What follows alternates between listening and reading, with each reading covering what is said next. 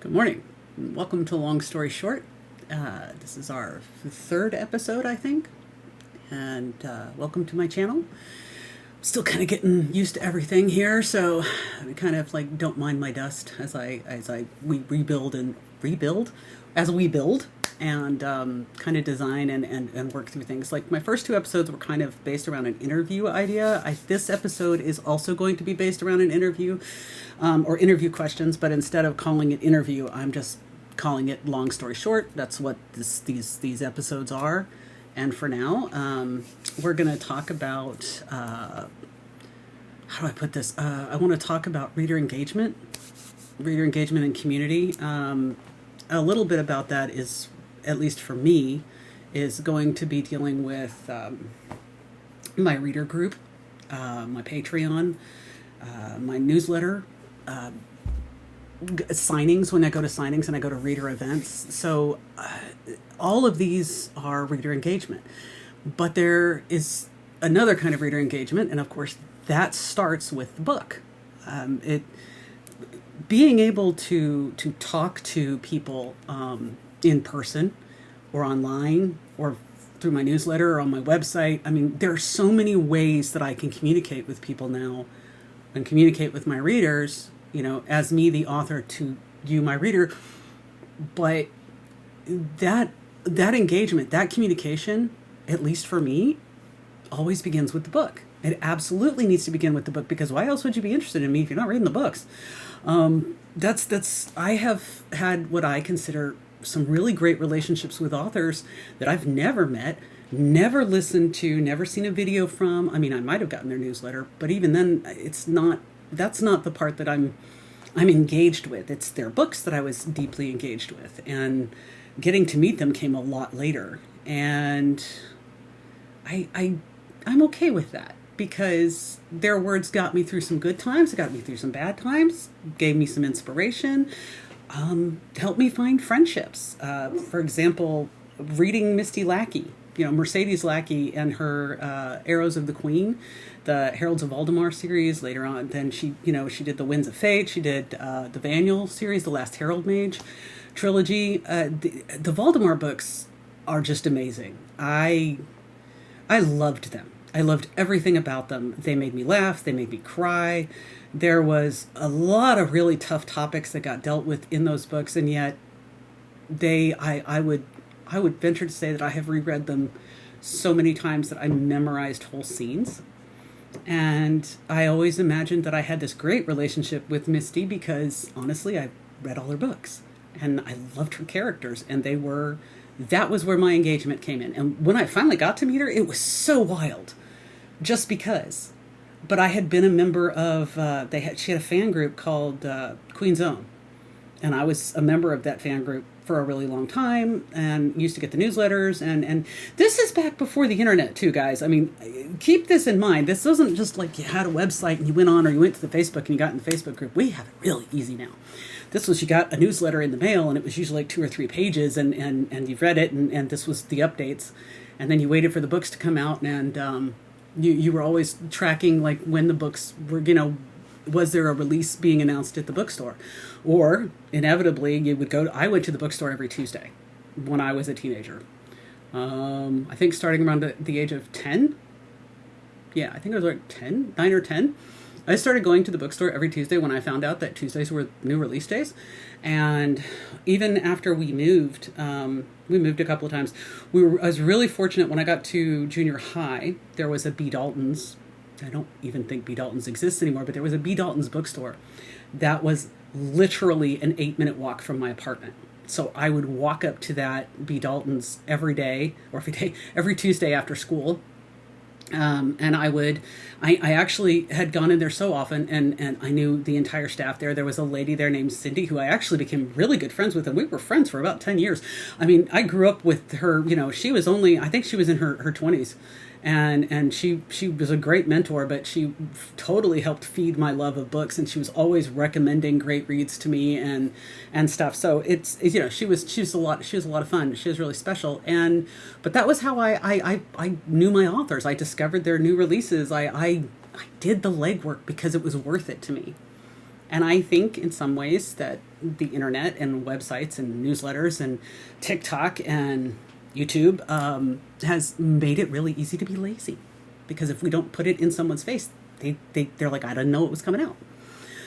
So, and I'm not saying everybody is that way. I'm just saying it feels that way to me, because even I go, I have to make sure I know when my friends have books coming out. I try to look and see what's coming out around release dates that I'm setting for me, because sometimes, if there's a huge release, for example, if you put out a book that's right next to a book that everybody wants to read, you're probably not going to get as much traction as you would if you put it out 2 weeks earlier. And that's just because if everyone is waiting to read the really big release, let's say a Hunger Games book. So a Hunger Games book is coming out. Do you really want to put your book out at the same time as that? It doesn't matter if you aren't writing the same kind of book. Chances are your audience, at least my audience, probably does read those books too. And that's where their focus is going to be. So it's better to, come out a little bit earlier so that they can read in the lead up to it, or give it a couple, 3 weeks after, so that some of the hype has died down, and they'll have, if they were the kind of person who's going to read it right when it comes out, they'll have more room on their plate. I have a couple of authors that I will even black out their release dates for my calendar for me, so I can read them on release date. And that's a lot of fun for me. I mean, especially, I remember I would have to go, I'm so old. I would have to wait for the longest time. I would go to the bookstore to get it on release day. And then Amazon started, and back when Amazon only sold books, it became this really neat perk that you would get the new release on release day. Instead of like a couple days or a week later, you would actually, if they would send it to your house, it would be there on release day. So I'm here, I am working full time and everything else. I didn't have to make time to go to the bookstore to get the book. The book would come to me. And that was great. So, but then with Kindle, now the book will drop sometimes the night before. And now that I'm in the Pacific Northwest, this means on release days, I can get it as early as 9 p.m. the night before the release day. So that's awesome. And Nalini Singh is obviously one of these authors, if you know me. She's definitely an author I'm incredibly engaged with as far as her books go. And I have read and reread her Psy-Changeling series so many times, and it's so worth it. But, for example, the night that Heart of Obsidian came out, the night that Heart of Obsidian came out, which I believe was in 2012. Don't quote me on that. It's been a minute. But that's actually my favorite of the Psy-Changeling books, and that couple is my favorite couple, and Caleb Krychek will, to the end of my days, be my favorite book boyfriend. I don't really think at this point, we've been 12, 13 years since that book came out. Nobody's replaced him yet. Don't think it's going to happen. However, I knew that the next day, of course, was Heart of Obsidian release. I had been counting down the days for it. I was finishing up a book of my own, and I was still on Central Time then. So I had literally just typed the end, done a final scan through to send it off to my editor, just as there was a ding in my mailbox telling me that Heart of Obsidian had been delivered to my Kindle. And I remember literally going, yes! Send! Go make some hot tea, come back out, sit down with my tea and my book, and I read it from beginning to end, and I didn't even bother with going to bed. As soon as I finished it, I started it over again and reread it. I think I read it 3 times in the first 24 hours I had the book. And that was me. But see, that's why for me, reader engagement will always start with that book. So one of the things I think is fun for me is that I will have readers who, when they've met me, they will ask me, how much plotting do I do? How much planning do I do for my characters? And it's hard to say that I don't. I do a lot and I don't. Because I'm always thinking about my characters. There's always something in the back of my head that's percolating away, that's a story that is... I'm listening to music and it makes me think of a scene that I want to have. I've been wrestling with a problem that I need these characters to get past something, and I'm like, well, what do I do next? Sometimes I just think about it. Other times, I think I've told the story before, but if I haven't on here, and then I'm going to tell the story again, and if you've heard it before, just bear with me. Many, many, many moons ago, I wrote a blurb for a book that would eventually become Succubus Chained, which is the first book in the Shackled Souls trilogy. And at the time, I had a very clear idea of this FMC and this particular story point. But that was it. That was all I had. I knew the character, I knew her attitude, and I had this blurb. But I didn't have anything else. I didn't even have a title. And I have said before that I have to have a title before I start, because I need to make a section on my mental bookshelf for where that book's going to go. I need the blurb because the blurb encourages me to write it as much as... The idea behind a blurb is that it entices you to read, and a blurb entices me to write. So I had the blurb, and I had the character, but I didn't have anything else. I didn't have a title. I didn't have any of the other characters. I just had this blurb. Go like 3 or 4 or 5 years, and all of a sudden I got invited to do a project with a bunch of other authors in a paranormal prison setting, and it was just like,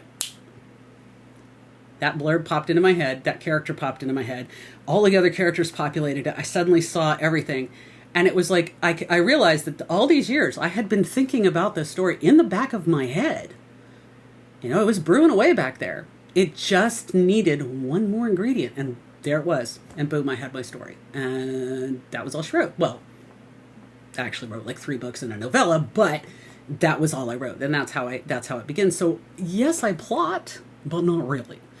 If I were to plot an entire book or series from beginning to end, I will not write it. I actually have done that before. I have plotted very detailed plots, right down to major turning points, the save the cat, why the hero's journey. I've done it all. And the problem is that once I've done that, I know everything about the story. I have no reason to write it. There's nothing there that's enticing to me. So I need enough information to get the characters into trouble and a general idea of where they're going. And be very aware that there's probably construction on the highway somewhere. And there's going to be detours. And those detours are probably where the most fun is going to be had. So that's kind of how, and that's really how it goes. And I will always tell people, I'll be talking to my beta readers or my friends, and we'll be talking, or other authors, and I'll be telling them what I see in the story. And then I'm like, if it goes, if it hits the page the way it's happening in my head, this is what's going to happen. 9 times out of 10, it does not hit the page the way it's happening in my head, because somewhere between here and here, the story takes on a mind of its own, and the characters do. And things I think are going to happen may not. Things I think that are going to be hugely important turn out to not be anywhere near as important, but some little minor thing that I thought, oh, this is not a big deal, suddenly takes on massive importance. So it's like, okay, well, how do we do this? So it's again, a mixed bag. But then, so thinking about that and knowing that, how do I deal with the reader response to this? Because readers always have expectations. And see, I have expectations, so I know readers do. And that's one of the reasons why we know when we market a book and we say, okay, this is going to be a friends to lovers.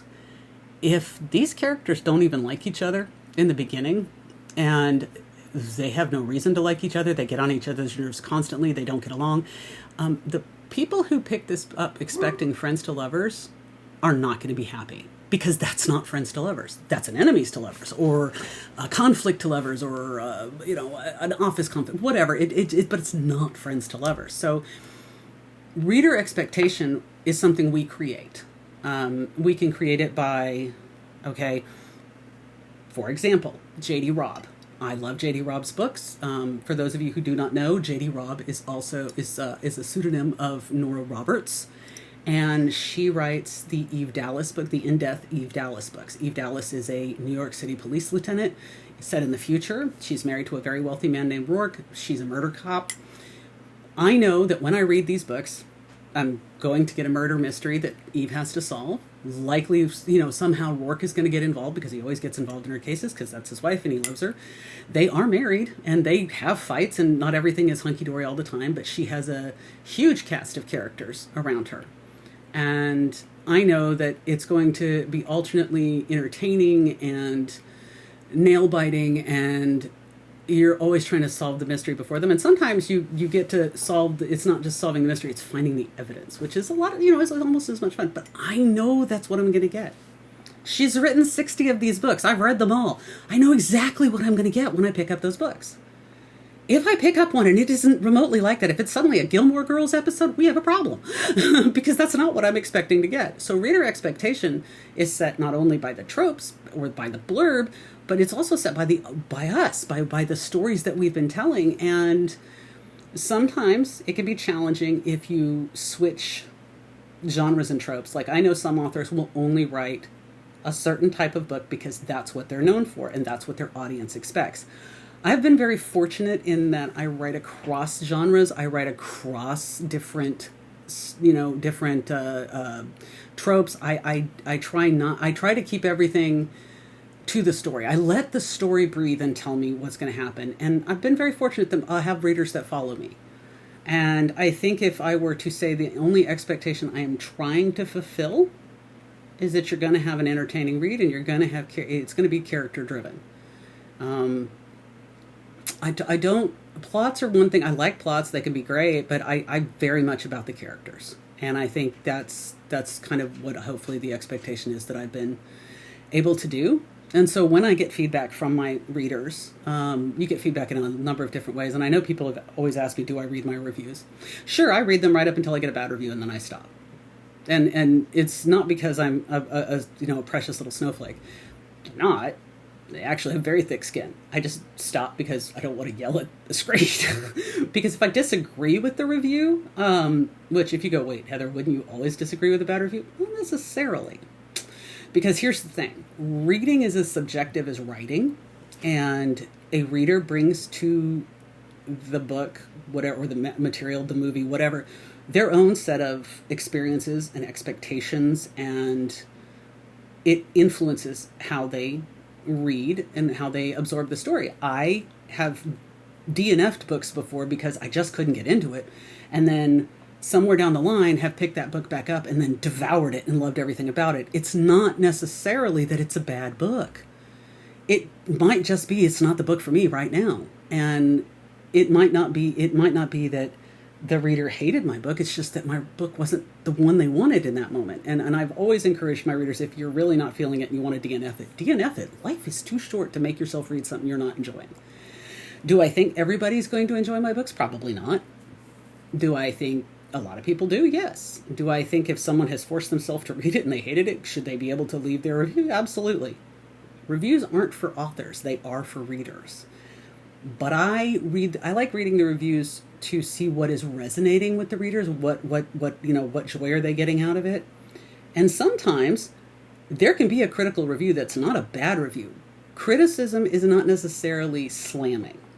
There are slammed reviews. There are reviews that are like, this was boring to me. Okay, well, that doesn't really give me any feedback, but it just means you were bored and I'm sorry. But if someone criticizes something like, I don't know, I'm trying to think of something that would, I don't read a lot of my bad reviews, but if it's like really critical, like, okay, I have one. Okay. For example, and this is something I've told people, horses can't throw up. I know this sounds weird, but a horse can't throw up. They biologically do not have the mechanism that a gag reflex that allows them to vomit. That's why when a horse is choking or has a really bad stomach, you have to you run a tube down their throat to help pump their stomach out.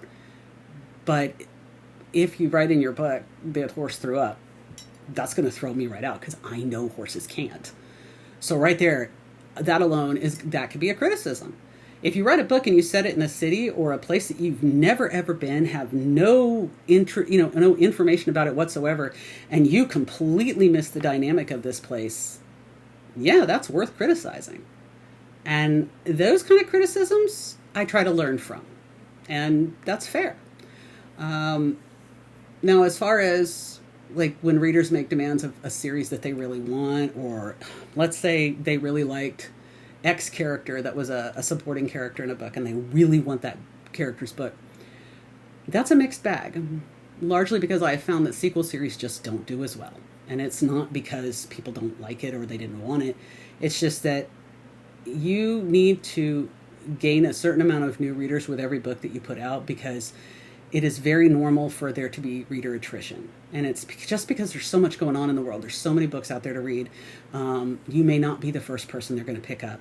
And other people don't necessarily want to read a massive, like there's like a huge book. Like if I have a 10 book series, which I do have, I have a 12 book series too. that's a big investment of time. So if you haven't been reading it from the beginning, you may be a little leery about getting to it. And if there's a sequel series to said 10-book series, well, now that sequel series means you need to read those 10 books and then that sequel. I mean, do you have to? No. Will you get more out of it if you do? Yes. So I know that even when you have a really enthusiastic, vocal, group of readers who really, really, really, really, really want you to write something, it doesn't mean it's going to sell, and it doesn't mean it's going to do well. And unfortunately, because writing is how I make my living, if it doesn't do well, I can't pay my bills. So I have to kind of listen both to what my readers are asking me for and also to what I know will work. And there are times when I'm going to write a series that I don't think will sell well, mostly because I really want to tell the story. And that's okay. I'm prepared for it that way. But also at the same time, I do want to answer my readers. I do want to be able to say, yes, you're going to have this. But the best way to do that is to make sure that every series is absolutely accessible, whether you've read the other series or not. I've written both. I've written one where you really did need to read the previous series, learn my lesson. Everything I've done, other series have been very much standalone series. Do you get more out of it? Can you get more out of it if you read the others? Sure. Can you read them all in any order? Sure, that's fine. The series needs to be able to stand on its own 2 feet. So, I mean, arguably, if you were to do a Star Trek reference, for example, Star Trek The Next Generation really didn't need Star Trek The Original Series. It benefited from it.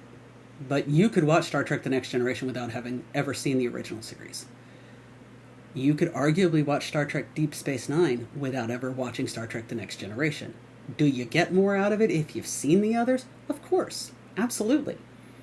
But the series were designed to be enclosed, to stand on their own 2 feet with their own characters. So that's an important part of that. So I think overall, that's the kind of thing that, I need to be able to listen to my readers. I need to hear what they're saying, but I also need to understand that just because a very vocal minority is asking for something, it doesn't mean it's going to do as well. And I don't need to disregard it. No, I need to be able to weigh my options. And, what if I can tell the story that they really want to see as a secondary plot line in a different series entirely? Totally possible. What if a follow-up is just a single book and not a whole series? It might be more palatable. What if there's just not enough there for a whole series or a whole book? Then I have to be able to know that and let it sit in the back of the pressure cooker. Maybe it's a couple, 3 years down the road, and suddenly, like that, I have a story again. So I think overall, that's what reader engagement means to me, and it's kind of like how I engage as a reader, how I engage with my readers, and like this YouTube channel is another way for me to engage. So I hope that was useful, helpful, and thanks for visiting, and I will see you next week.